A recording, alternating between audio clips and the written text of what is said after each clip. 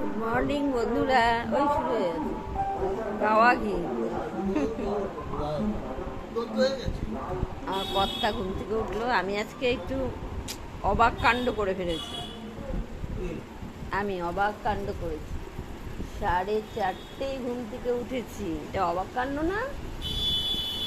ঘুম থেকে 4:30 উঠেছি। উঠে ঠাকুরের নাম করেছি। তারপরে গিয়ে করলাম হলো গিয়ে প্রাণায়াম করেছি।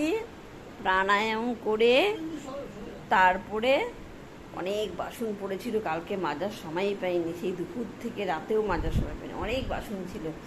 সেই বাসনগুলো সব মেজেছি। এক পাজা বাসন, দেখো এত এত বাসন মেজেছি। দেখো এই এত এত বাসন, দেখো দেখাতেও পারি না।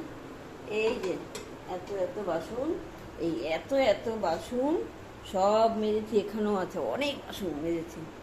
বাসন মেজেছি, তারপর ব্রাশ করে চা করেছি, চা খেয়েছি, হাজব্যান্ডকে বেডটি দিয়েছি আজকে। আচ্ছা, ঠেলে ঠেলে ঘুম থেকে ওঠালাম শেষ পর্যন্ত।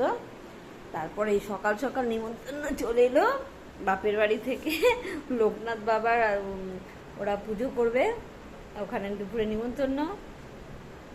হাজব্যান্ডকে বাজারে পাঠাচ্ছিলাম, তো বাজারে যাবে কেননা রাতে তো খেতে হবে, এই জন্য রাতের জন্য বাজার রান্না করব। আর এই এখন হচ্ছে এই আটা মাখবো, রুটি হবে, আলুর তরকারি হবে, আলু ভাজা হবে, আলু ভাজা, মেয়ে আলু ভাজা খাবে। আর ওর বাবার জন্য কালকে সবজি আছে, ওটা দিয়ে খাবে। কালকের সবজি রান্না করেছি।